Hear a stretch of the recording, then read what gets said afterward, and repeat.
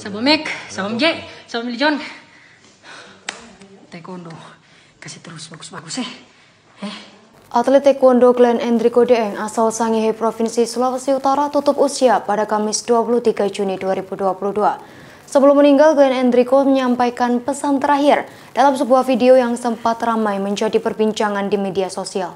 Dikutip dari Tribun Sangihe.com, atlet taekwondo peraih medali PON 20 Papua itu menyampaikan pesan meski dalam kondisi kesulitan bernafas. Berada di ruang perawatan, Glenn mengucapkan salam perpisahan kepada keluarga hingga teman-teman yang ada di perguruan taekwondo. Ditemani seorang perempuan yang merupakan kekasihnya, ia berusaha melanjutkan pesan yang ia sebut sebagai pesan terakhir. Glenn meminta adiknya untuk membahagiakan orang tuanya. Sambil terengah-engah, ia berkali-kali mengungkapkan rasa sayangnya kepada orang-orang terdekat. Bahkan atlet taekwondo itu tak segan berpesan kepada orang tua sang kekasih. Sembari mengatur posisi selang oksigen, Glenn meminta teman-temannya untuk tetap semangat. Sebelum mengakhiri ucapannya di video, Glenn meminta video tersebut disimpan.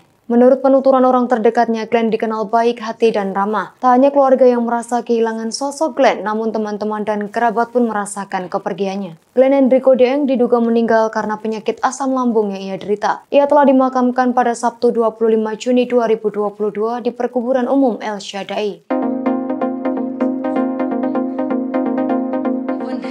Kita adik bersekolah bye-bye supaya senang papa siang. Mama apa mama? Mama oma opa kita sayang sekali. Walaupun kita berdosa kasihan. Febri mama dan papa sayang pada dia. Pokoknya dia mesti bagus-bagus. Minta maaf nih nyenak mutah. Apa ini kasihan teman-teman semua dojang Polustar semua bye-bye sama Terima kasih sudah nonton, jangan lupa like, subscribe, dan share ya.